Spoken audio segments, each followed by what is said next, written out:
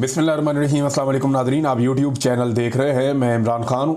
Nadreen, दुनिया भर में एहतजाजी मुजाहरे पाकिस्तान तहरीक इंसाफ ने अब शुरू कर दिए हैं। अमेरिका से हमारे पास विजुअल्स आए हैं और वहाँ पे कासम सूरी साहब ने, उनके साथ शहबाज गिल साहब हैं, दीगर बहुत सारे लोग हैं, उन्होंने वहाँ पे एहतजाज किया।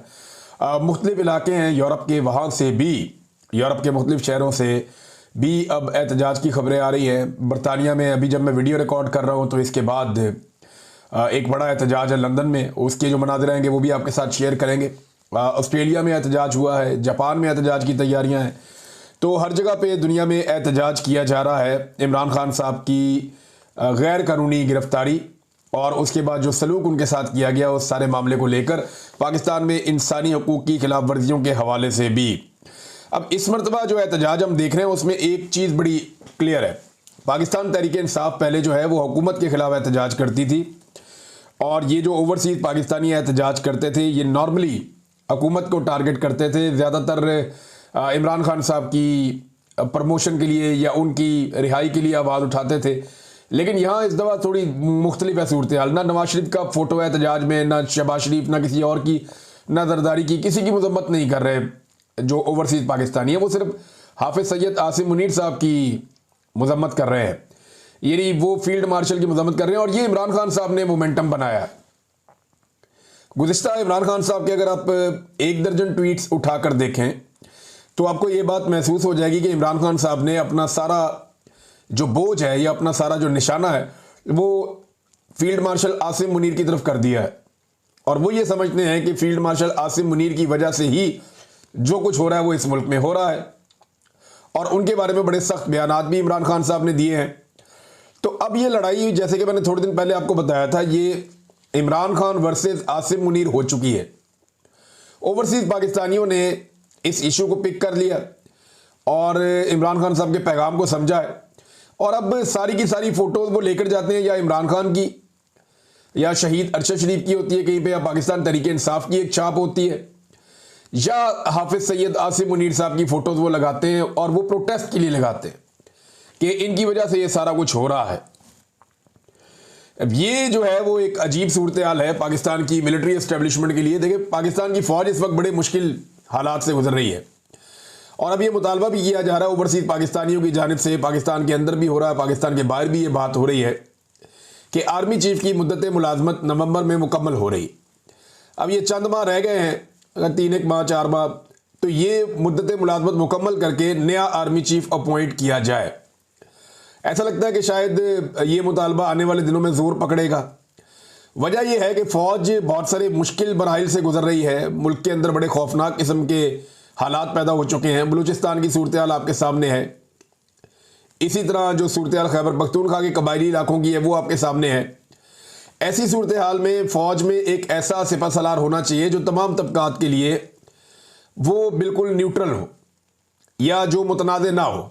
लेकिन आसिम मुनीर साहब जो है वो पाकिस्तान की सबसे बड़ी पॉलिटिकल पार्टी की नज़र में मुतनाज़ दिखाई देते हैं। उनके एहतजाजों के अंदर, देखिए, पाकिस्तान के अंदर तो लोग नहीं कर पाते ना, जो उनकी फ़ोटो उठाएगा या उनके खिलाफ एहतजाज करेगा वो चाचा साजिद जैसा उसके साथ हाल हो जाएगा। उसने खड़े होकर बारिश में तंग आकर एक जुमला बोला था, उसको उठाकर ले गया, उसके साथ क्या किया गया। अहमद फरहाद साहब के साथ क्या किया गया। बाकी जो लोग पाकिस्तान में आवाज़ उठाते हैं उन्हें गायब किया जाता है, उन्हें तकलीफ दी जाती है। बहुत सारे लोगों के साथ ऐसा हुआ, ख़वातीन तक के साथ ऐसा होता है। अभी हाल ही में सनम जावेद साहिबा जो है उन्हें दोबारा गिरफ्तार किया गया, दोबारा उन्हें निशाने इबरत बनाने की कोशिश की गई। तो ये मामला सिर्फ इस पॉइंट ऑफ व्यू का है कि आप मिलिट्री एस्टेब्लिशमेंट के ऊपर उंगली नहीं उठा सकते। अब आसिम मुनीर साहब एक पाकिस्तान की सबसे बड़ी पॉलिटिकल पार्टी की नज़र में, हत्ता कि एमल वली खान साहब ने भी उन पर तनकीद की है, फजलुर रहमान साहब ने भी उन पर तनकीद की है और ख्वाजा आसिफ भी दूसरे अल्फाज में उन पर तनकीद करते हैं। पाकिस्तान में जितने सहाफ़ी हैं वो जो टाउट हैं बेशक, लेकिन वो भी खुलकर ये कहते हैं कि मिलिट्री एस्टेब्लिशमेंट ये सारा कुछ कर रही है और एक्चुअली वो सब आसिम मुनीर साहब की तरफ इशारा कर रहे होते हैं। तो अगर आसिम मुनीर साहब अपने वक्त पे रिटायरमेंट ले लेते हैं या वो रिटायर हो जाते हैं और एक एक्सटेंशन नहीं दी जाती तो ये मुल्क एक टेंशन से बच जाएगा। यानी ये एक्सटेंशन नहीं, एक तरह की टेंशन होगी और एक नई टेंशन क्रिएट हो जाएगी एक्सटेंशन क्रिएट होने की बजाय।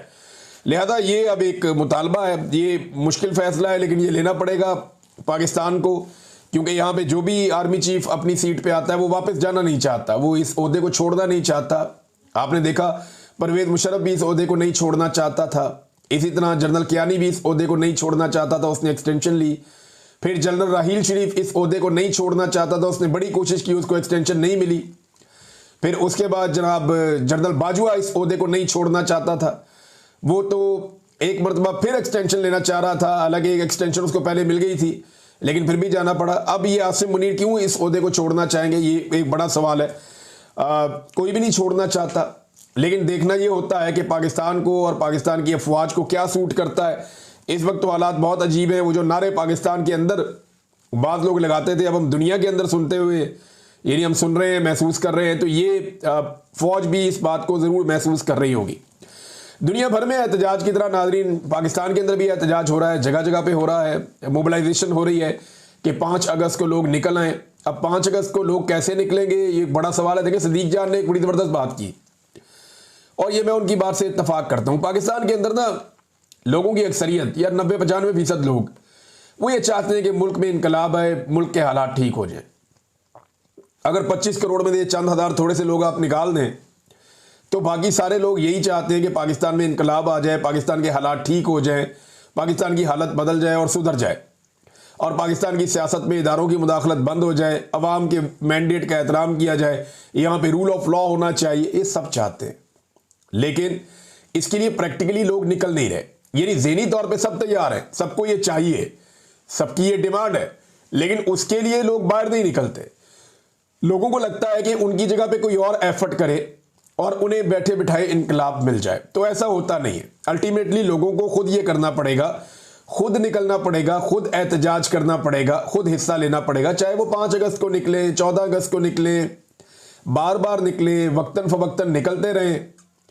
अब पाकिस्तान तहरीक इंसाफ ने जो जलसों की इजाज़त मांगी, उन्हें अभी तक जलसों की इजाज़त नहीं दी गई, क्योंकि पाकिस्तान की मिलिट्री एस्टेब्लिशमेंट इस बात को समझती है कि अभी भी अगर कोई बंदे इकट्ठे करने की एबिलिटी किसी सियासी जमात में है या किसी सियासी जमात के लिए लोग धड़ाधड़ खुद बाहर निकल आते हैं, तो वो पाकिस्तान तहरीक इंसाफ है। ज़रा सा मार्जिन आप देंगे और अमन अमान कायम करेंगे और तहरीक इंसाफ के साथ जुल्म और बर्बरियत बंद करेंगे, तो ये पूरे पाकिस्तान में निकलेंगे। ये मिलिटेंट्स तो हैं नहीं, ये आम पॉलिटिकल लोग हैं। अब नाजरीन जो सरदार अब्दुल कयूम नियाज़ी साहब हैं, आज़ाद कश्मीर से पाकिस्तान तहरीक इंसाफ के रहनुमा, उनके छापे वापे मारे जा रहे थे, पूरी कोशिश की जा रही थी उनको गिरफ्तार किया जाए और उनको रोका जाए, क्योंकि उन्होंने वहाँ पे सफ़ीर कश्मीर इमरान खान को रिहा करो के नाम से एक रैली निकालने का ऐलान किया था, लेकिन वो गिरफ्तार नहीं हुए और उसके बाद उन्होंने बड़ी तगड़ी रैली भी निकाली है, लोग बहुत बड़ी तादाद में उसके अंदर शामिल हुए, तो उन्होंने वो विजुअल शेयर भी किए हैं। नाज़रीन इस वक्त जब ये बात हो रही है कि क्या आर्मी चीफ को अपनी मुद्दत मुलाजमत में तौसील लेनी चाहिए या उन्हें रिटायर होना चाहिए वक्त पर, तो एक खबर दी और वो खबर दी जनाब सुहेल बड़ाइच साहब ने। उन्होंने कहा जी फील्ड मार्शल के सदर बनने का प्रपोजल उनके पास मौजूद है। यानी हद नहीं होगी भाई, ये मुल्क कोई आइन और कानून के मुताबिक चलता है या मजाक बना हुआ है। यानी फील्ड मार्शल आसिम मुनीर साहब के सदर बनने का प्रपोजल उनके पास, कौन है जी उनको प्रपोजल दे रहा है? यानी ये किसकी जरूरत है कि जाए और जाकर के आर्मी चीफ को कि आप बन जाए सदर पाकिस्तान? क्यों भाई, मुल्क में मार्शल लॉ, तो इमरान खान साहब तो आसिम लॉ कहते हैं इसको, लेकिन ये बनाना रिपब्लिक ही बिल्कुल बना दिया आपने। क्या जिसका दिल करेगा, जिस कुर्सी पे बैठने को वहां जाके बैठ जाएगा। पाकिस्तान के अंदर आप बलूचिस्तान के हालात देखें, ज़ायरीन गुजर नहीं सकते सड़क पर से, गाड़ियां चलना बंद हो गई हैं बलूचिस्तान में, तमाम शाहराहों के ऊपर जो है वो लाकानूनियत है। आप खैबर पख्तूनख्वा में देखें, जगह जगह ऑपरेशन चल रहे हैं, कर्फ्यू का नाफिज किया गया है।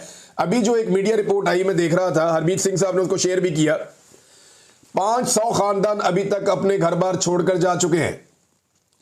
क्या खैबर पख्तूनख्वा के कबायली इलाकों के लोग कैंपों में ही रहेंगे और उनकी मादनियात, उनके वसाइल, उनकी सारी चीज़ें, उनकी जिंदगियां क्या वो ऐसे ही रुलती रहेगी? उन्हें कुछ नहीं मिलेगा। 500 खानदान जो है वो अभी नकल मकानी कर चुके हैं रिपोर्ट के मुताबिक, जबकि खैबर पख्तूनख्वा की हुकूमत ने कहा था ऐसा कुछ नहीं होगा। वहां कर्फ्यू लगा हुआ पूरे वजीरिस्तान में, जबकि खैबर पख्तूनख्वा की हुकूमत ने कहा था ऐसा कुछ नहीं होगा। जगह जगह ऑपरेशन हो रहा है, जबकि खैबर पख्तूनख्वा की हुकूमत ने कहा था ऐसा कुछ नहीं होगा। फवाद चौधरी साहब ने इसके ऊपर अपना एक स्टेटमेंट दिया और ये बड़ी, उन्होंने फवाद चौधरी साहब ने अक्लमंदी की बात की है। उन्होंने कहा जी खैबर पख्तूनख्वा में जारी दहशतगर्दी एक इंतहाई पेचीदा कबायली लड़ाई है, ये बलूचिस्तान से मुख्तलिफ है। इस कबायली झगड़े में मजहबी फ़िरका वारियत का अंसर भी शामिल हो गया है। पहले शिया सुन्नी तफरीक थी, अब सल्फी देवबंदी शिद्दत पसंद लड़ाई भी हो रही है। दुरानी कबीले सदियों से लड़ रहे हैं। ये पेचीदा मसला सिर्फ ताकत से हल नहीं होना, इसके लिए बहुत तफसीली पॉलिसी की ज़रूरत है। आपको पख्तून लीडरशिप के साथ उनके साथ बैठना होगा, उन्हें साथ लेना होगा, मसले को समझें और मकामी जरगे तश्कील दें। जहां फिर ताकत इस्तेमाल करना होगी, मकामी आबादी की मर्जी और हमायत शामिल होगी। देखें, आप ताकत का इस्तेमाल करना चाहते हैं, लोगों को साथ लेकर चलें, तब आपको कामयाबी मिलती है। माजी में आपको मिलती रही है, लेकिन जब लोग आपके साथ खड़े ना हो और आप सिर्फ ताकत के बलबूते पे चीज़ें ठीक करना चाहें तो आप लोगों से ताकतवर कभी नहीं हो सकते। ये पाकिस्तान की मिलिट्री एस्टेब्लिशमेंट के लिए खुला पैगाम। फवाद चौधरी साहब की बात के एक बड़े हिस्से से मैं इत्तफाक करता हूं, और बल्कि इसमें बहुत सारी चीज़ें और शामिल भी की जा सकती हैं। लेकिन इस वक्त रियासत जो है वो हर चीज़ डंडे से सोच रही है, ताकत के बलबूते पे सोच रही है। और सुहेल बड़ाइच साहब जैसे लोग जो हैं, उन्होंने गेम चुकी हुई है आसिम मुनीर साहब की कि जनाब इनको तो सदर पाकिस्तान बनने का प्रपोजल है। क्यों है भाई प्रपोजल? किस खाते में प्रपोजल है कि सदर पाकिस्तान बना देंगे? क्यों बना देंगे भाई? एक ओहदा है आर्मी चीफ का, उसकी एक मुद्दत है, उसके बाद वो रिटायर हो और दूसरा आर्मी चीफ आए, वो आगे अपनी ड्यूटी करे। एक 22वें ग्रेड की सरकारी नौकरी है, इसके अलावा तो कुछ नहीं है। तो सदर पाकिस्तान तो एक बहुत बड़ा मनसब है। इससे पहले डिक्टेटर्स ने इस मनसब के ऊपर कब्जा किया था, जो गलत था, गैर आईनी था, गैर कानूनी था। यही काम मुशर्रफ ने किया, यही काम जो है वो ज़िया-उल-हक ने किया, यही काम जो है वो बाकी लोग करते रहे हैं। अयूब खान ने किया, याया खान ने किया। तो यही ज्यादती क्या पाकिस्तान के साथ फिर की जाएगी? तो सुहेल बड़ाइच साहब जैसे जो लोग होते हैं ना, ये पता नहीं किस चक्कर में इन्होंने, खुशामद के चक्कर में इन्होंने आसिम मुनीर को लाकर खड़ा कर दिया उन 4 डिक्टेटर्स की सफ में, जिसमें कोई भी आर्मी चीफ खड़ा होना अपनी तौहीन समझेगा। अगर कोई भी गैरतमंद आर्मी चीफ होगा ना, जिसके अंदर थोड़ी सी भी गैरत होगी, तो वो इन 4 डिक्टेटर्स की सफ में खड़ा होना पसंद नहीं करेगा और वो अपनी तौहीन समझेगा। लेकिन सुहेल बड़ाइच साहब ने खुशामद के चक्कर में आसिम मुनीर को लाकर उस सफ में खड़ा कर दिया है जहां इक्तदार परस्तों का पहले से नाम मौजूद है। अब नाज़रीन मैं आपको बता रहा था कि पाकिस्तान के हालात ये है। इन हालात के बावजूद पाकिस्तान का जो वज़ीर दाखिला है, यानी जो बलूचिस्तान में हो रहा है, जो खैबर पख्तूनख्वा में हो रहा, मैंने आपको बताया, पाकिस्तान का जो वज़ीर दाखिला है वो इस वक्त इन हालात के बावजूद फ्लोरिडा में, अमेरिका में, जनाब वो तस्वीरें वीडियोज आ रही हैं कि वहाँ पे क्रिकेट के ऊपर सीजन चल रहे हैं और उसके ऊपर डिस्कशन चल रही हैं। ये चल रहा है नाज़रीन पाकिस्तान में। यानी पीसीबी का ओहदा जनाब को पसंद है और आर्मी चीफ से करीबी ताल्लुक होने की वजह से वजारत दाखिला का ओहदा भी मिला हुआ है। ना वजारत दाखिला ठीक चल रही है, ना क्रिकेट ठीक चल रही है। दोनों चीज़ों का बेड़ा गर्क कर दिया पकड़ के। पाकिस्तान जो है वो 9वें नंबर पे टेस्ट क्रिकेट के अंदर इस वक्त, और असल क्रिकेट तो टेस्ट क्रिकेट है ना, जहां पे आपकी स्ट्रेंथ का पता चलता है, 9वें नंबर पर पाकिस्तान पहुंचा हुआ। नाज़रीन लकी मरवत वाले इंसिडेंट पे मुराद सईद साहब का भी स्टेटमेंट आया और वो ये कह रहे हैं, एक सवाल उन्होंने उठाया और बात बिल्कुल ठीक है कि क्या लकी मरवत में शहीद होने वालों को भी दहशतगर्द डिक्लेयर कर दिया जाएगा, या एक दफा फिर कहा जाएगा कि गोला दुश्मन मुल्क या दहशतगर्दों ने फायर किया था। व्हाट्सएप मीडिया फिर लकी मरवत के शोहदा को किसी के खाते में डाल देगा, फिर लाशों पर बयानियां बनाया जाएगा।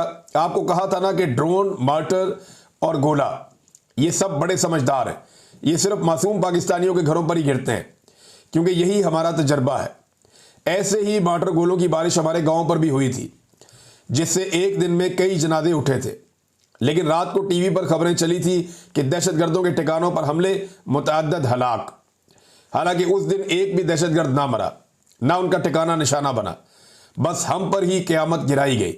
वो 2008 था। आज 18 साल बाद भी वही प्लेबैक हो रहा है।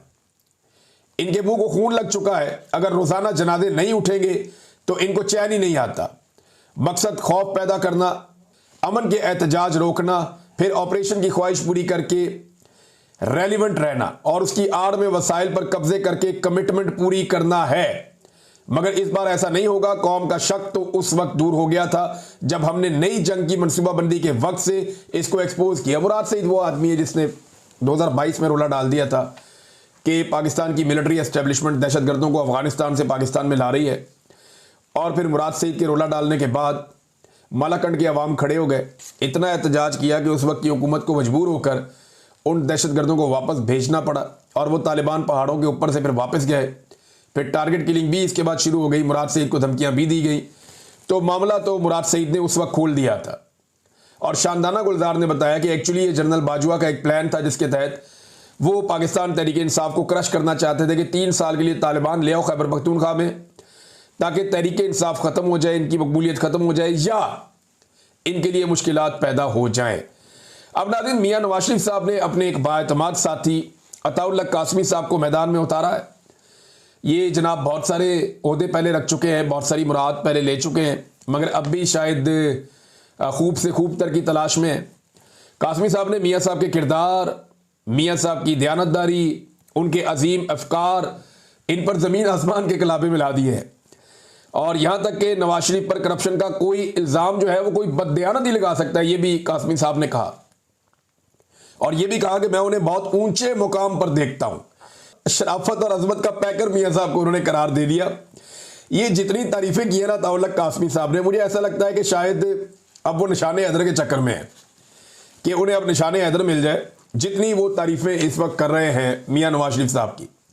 देखिए ना, नवाज शरीफ साहब और इमरान खान साहब में इस वक्त फ़र्क क्या आया हुआ? वो 3 दफ़ा का वज़ीर आज़म है, इमरान खान सिर्फ 1 दफ़ा वज़ीर आज़म बने हैं। फ़र्क ये आया हुआ है कि इमरान खान को, जो पहला शख्स है इमरान खान, उसे अवाम से दूर कर दिया गया है और दूसरा शख्स है नवाज शरीफ, जिससे अवाम दूर हो गई है। यानी एक को अवाम देख नहीं सकती और दूसरे को देखना नहीं चाहती। एक की आवाज़ अवाम सुन नहीं सकती, आवाज़ बंद कर दी गई है।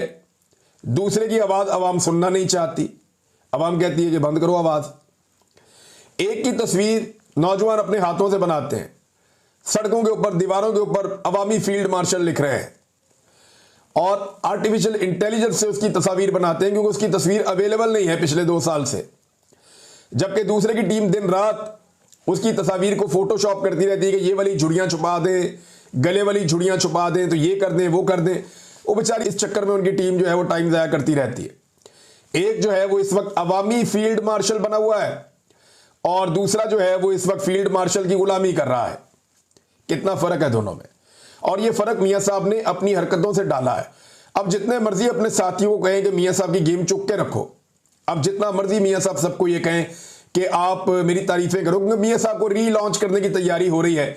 कभी मरियम नवाज फोटो लगाती हैं, कभी कोई सहाफ़ी कॉलम लिख देता है, कभी कोई आकर बोलता है कि मियां साहब इस वक्त मसाइल का हल है, कभी कोई आकर कहता है कि नवाज शरीफ साहब के पास सबको चल कर जाना पड़ेगा। क्यों भाई? मियां साहब को उनके हल्के में लोग वोट नहीं डाल रहे, सारे चल के मियां साहब के। ओ, मियां साहब की कहानी खत्म हो गई। मियां साहब पाकिस्तान की एक पॉलिटिकल हकीकत थे, वो दोबारा पॉलिटिकल हकीकत बन सकते हैं। मैं आपको ये भी बताऊं, अगर मियां साहब अपनी जात से बाहर निकलकर सोचना शुरू कर दें।